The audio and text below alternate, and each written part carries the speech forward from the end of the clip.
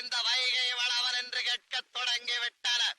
என்னை பார்த்து நீ யார் என்று கேட்கும் அளவிற்கு அவர்களுக்கு துணிவு வந்து விட்டதா? அமெரிக்காவிற்கும் வணக்கம் நண்பர்களே, இது உங்களுடைய பேச்சுரிமை சேனல்.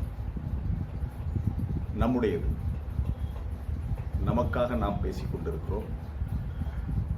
அனைவரையும் பேச்சுரிமையோடு தொடர்ந்து இணைந்திருக்கிற அனைவருக்கும் வணக்கம், அனைவரையும் வரவேற்கிறேன்.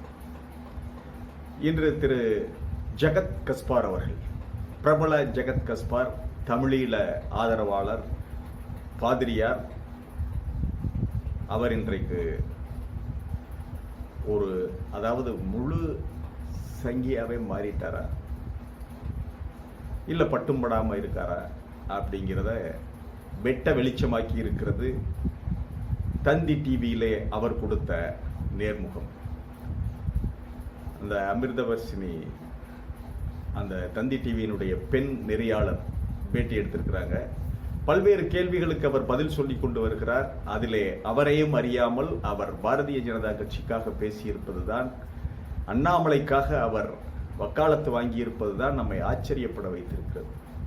பெரிய ஆச்சரியமாக இருக்கிறது. எப்படி இவர் மாறினார், எப்படி மிகப்பெரிய அளவிலே பெரிய ஒரு திராவிட இயக்க சிந்தனையாளர் போல பேசுவார், தமிழீழ ஆதரவாளர் முழுக்க முழுக்க.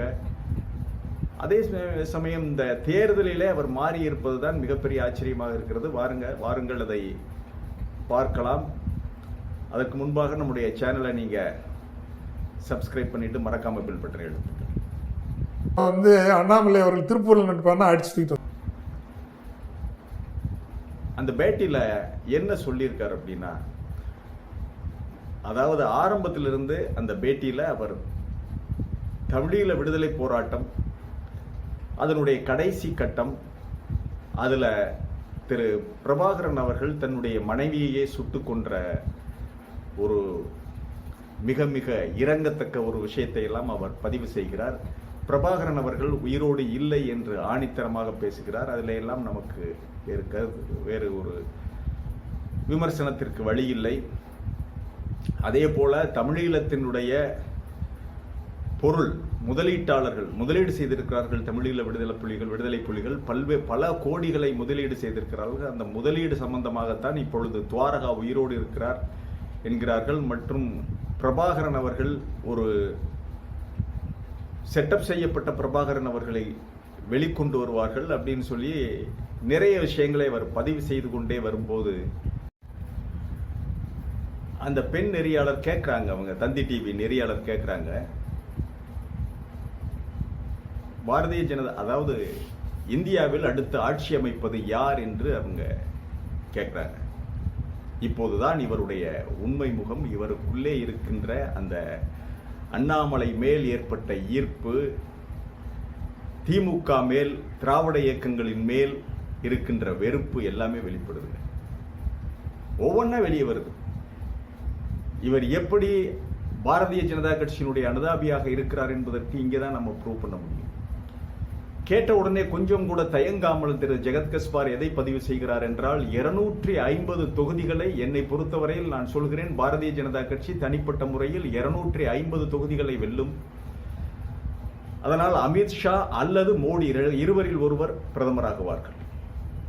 250 தொகுதிகளை உறுதியாக ஜெயிக்கும் அமித்ஷா அல்லது பிரதமர். மீதி 22 தொகுதி யார் கொடுப்பாங்க என்றால் அவர் அதுக்கு ஒரு கணக்கு சொல்லுகிறார். அதெல்லாம் அவங்க ஆளை பிடித்து விடுவார்கள். கூட்டணி கட்சிகள் மீதி 22 தொகுதிகளை ஃபில்லப் பண்ற அளவுக்கு அவங்கள்ட்ட கூட்டணி கட்சிகள் யார் இருக்கிறது என்றால், ஒன்று நிதிஷ்குமார், அவர் ஒருத்தர் தான் இருக்கிறார். அவருக்கும் குறைவான தொகுதிகளை கொடுத்திருக்கிறார்கள். அடுத்த பங்காளியார் மகாராஷ்டிராவில் ஷிண்டே, அந்த ஏக்நாத் ஷிண்டே. அதே போல ஆந்திராவில் சந்திரபாபு நாயுடு, அவர் அந்த அளவுக்கு தொகுதிகளை பிடிப்பார். சரி, இதெல்லாம் ஒரு பக்கம் இருக்கட்டும். அவருடைய விருப்பத்தை பதிவு செய்து விட்டார். சரி, 250 தொகுதிகள். அதற்கு கீழே போனால் 240, 220 240 வரை போனால் நிதின் கட்கரி அல்லது ராஜ்நாத் சிங் தான் ஆட்சி அமைப்பார்கள். பாரதிய ஜனதா கட்சி தான் ஆட்சிக்கு வருங்கிறார். 220 240 வரைக்கும் பாரதிய ஜனதா கட்சிக்கு தான் அவர் சொல்லுகிறார். சரி, 220 240 வரை இருந்தால் பாரதிய ஜனதா கட்சி ஆட்சி அமைக்கும் என்பது திரு ஜெகத் கட்சிபார் அவர்களுடைய வெர்டிக்ட், அவருடைய அந்த மதிப்பீடு போட்டு வச்சிருக்கார். 220 240 வரை போனால் ராஜ்நாத் சிங் அல்லது இவர் நிதின் கட்கரி என்பது திரு ஜெகத் கட்சிபார் அவர்களுடைய மதிப்பீடு, அளவுகோல். சரி, இதுவரைக்கும் இவர் நடுநிலையாளர் போல வருகிறார். நடுநிலையாளர் போல இதுவரைக்கும் அவர் டிராவல் பண்றார்.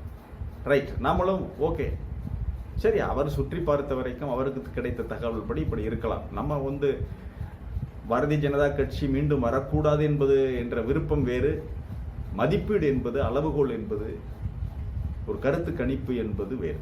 ஆகவே அதை நம்ம ஏற்றுக்கொள்கிறோம். அதன் பிறகுதான் அவர் உள்ளூரை எப்படி இருக்கிறார் என்பதற்கான ஒரு அடையாளம்.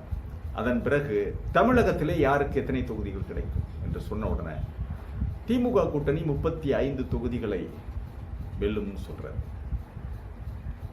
அவர் அந்த பாரதிய ஜனதா கட்சியை பற்றி பேசையில மீண்டும் நான் முதல்ல போறேன்.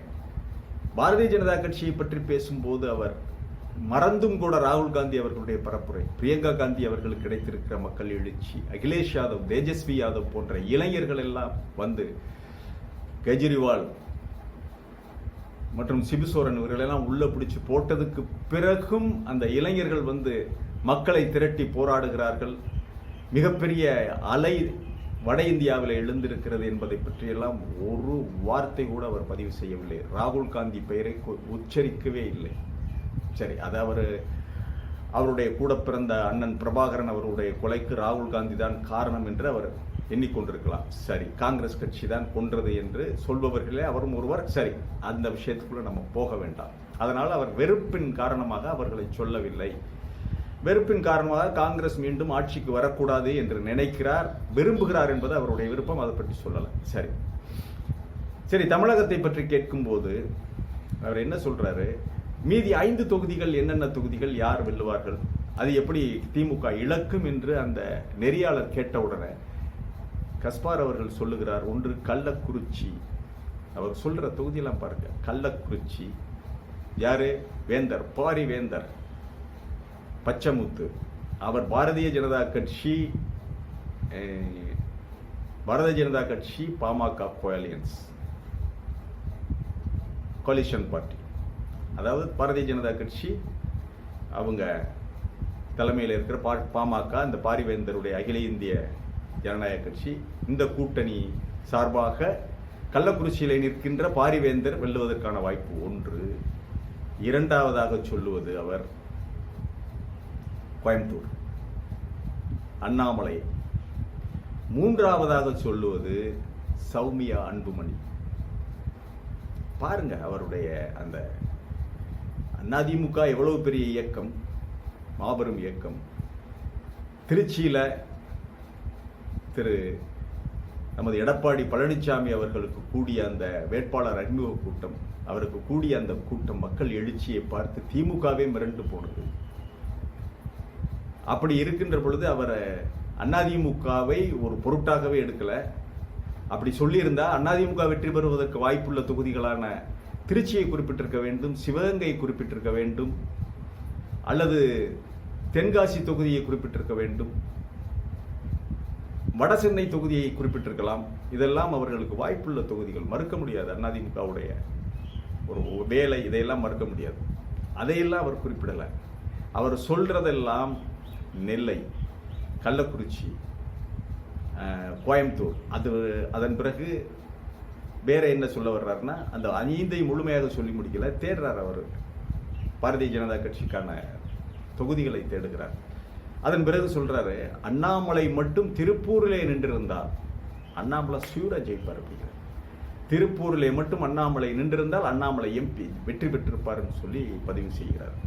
திருப்பூர்ல என்கிட்ட கேட்டிருந்தா, உங்கள்கிட்ட கேட்டாங்களா? கேட்டிருக்கலாம். இல்ல, என்கிட்ட கேட்கல, ஐடியா கேட்கல. கேட்டிருந்தா சொல்லியிருப்பேன். பாருங்க, கேட்டிருந்தால் சொல்லியிருப்பேன். இப்போ வருதா? நம்ம போட்ட கால்குலேஷன் மேட்ச் ஆகுதா? கேட்டிருந்தால் சொல்லியிருப்பேன் என்று சொல்லுகிறார் அண்ணாமலைக்கு. கேட்கவில்லை, அதனால் தான் அவர் சொல்லவில்லை. திருப்பூரில் நின்றிருந்தால் அண்ணாமலை வெற்றி பெற்றிருப்பார். ஆக இவர் அடுத்து ஒன்றை சொல்லுகிறார். பாமகவோடு கூட்டணி சேர்ந்திருந்தால் 12 தொகுதிகளிலே அதிமுக வென்றிருக்கும். அதாவது பாமகவோட சேர்ந்தால்தான் அதிமுக ஒரு கட்சியாகவே பொருட்டாகவே அவர் பதிவு பண்றார். பாமக இல்லாததுனால இன்னொரு இடத்துலையும் பாமகவை குறிப்பிடுறார் ராமதாஸ் மேல் அவ்வளவு பாசம். தமிழீழ பிரச்சனையை தொட்டு பேசிக்கின்ற கொண்டு வருகின்ற பொழுது அவர் திருமாவளவனை பற்றி சொல்லலை, வேற யாரை பற்றியும் சொல்லவில்லை, வைகோவை பற்றி கூட அவர் அவ்வளவாக சொல்லவில்லை, ராமதாஸை உடனடியாக சொல்லுகிறார். ஆகவே ஜெகத் கஸ்பார் அவர்கள் பேட்டியின் ஆரம்பத்தில் அவர் புலிகளை பற்றி என்ன பேசியிருந்தாலும் சரி, இறுதி பகுதியிலே தான் ஒரு பாரதிய ஜனதா கட்சியினுடைய ஆதரவாளர், பாரதிய ஜனதா கட்சி வெல்ல வேண்டும், மீண்டும் மோடி அமித்ஷா இந்த நாட்டை ஆள வேண்டும் என்ற தன்னுடைய விருப்பத்தை ஆழமாக பதிவு செய்திருக்கின்ற ஜெகத் கஸ்பார் அவர்களை பற்றி நாம் தெரிந்து கொண்டோம், புரிந்து கொண்டோம். அவ்வளவுதான். இனிமேலும் இனி திராவிட இயக்கம் அது இது இந்த நாட்டினுடைய பிரச்சனை இவைகளை பற்றி பேசலாம். ஆனால் ஜெகத் கஸ்பார் அவர்களுக்கு உள்ளூர அண்ணாமலை மேல் ஒரு ஈர்ப்பு, பாரதிய ஜனதா கட்சி மேல் ஒரு ஈர்ப்பு இருப்பது வெளிப்படையாக தெரிந்துவிட்டது. ஏனென்றால் அவரை வழக்கம்போல் RSS மூளைச்சலவை செய்திருக்கலாம். ஏன்னா தமிழீழத்தில் முழுமையாக இப்பொழுது RSS வேலை செய்து கொண்டிருக்கிறது. ஒருவேளை அவங்க தமிழீழத்திற்கு RSS மூலமாக மிகப்பெரிய ஒரு தமிழீழ கனவை அவர்கள் பெற்றுத்தருவார்கள், தமிழீழத்தை உருவாக்குவார்கள் என்று கூட அவர் நினைத்திருக்கலாம். ஆகவே மறந்தும் ஒரு இடத்தில் கூட காங்கிரஸை குறிப்பிடுவதிலே, மோடிக்கு எதிராக காங்கிரஸை குறிப்பிடவே இல்லை. அவர் காங்கிரஸ் என்ற பெயரை பயன்படுத்துவதிலே அவ்வளவு வெறுப்பு அவருக்கு இருக்கிறது. அது எங்கே போய் முடிந்திருக்கிறது என்றால், இந்த காங்கிரஸ் மேலே இருக்கிற வெறுப்பு மீண்டும் பாரதிய ஜனதா கட்சி ஆட்சிக்கு வர வேண்டும் என்ற விருப்பத்தில் போய் முடிந்திருக்கிறது. ஆகவே ஜெகத் கஸ்பார் ஒரு பாரதிய ஜனதா கட்சியினுடைய அனுதாபியாக மாறிவிட்டார். இதை குறித்து கொள்ள வேண்டியது திராவிட முன்னேற்ற கழகம், ஆளுகின்ற திமுக ஆட்சி, நமது முதல்வர் மு.க. ஸ்டாலின் அவர்கள். மீண்டும் ஒரு காணொலியிலே சந்திக்கிறேன். இது வாய்ஸ் ஆஃப் தமிழ் வழங்கும் பேச்சுரிமை சேனல் சப்ஸ்கிரைப் பண்ணிட்டு மறக்காம பெல் பட்டனை அழுத்துங்க. அதிகமாக கமெண்ட் செய்யுங்கள், அதிகமாக ஷேர் செய்யுங்கள், பிடித்திருந்தால் லைக் செய்யுங்கள். நன்றி, வணக்கம்.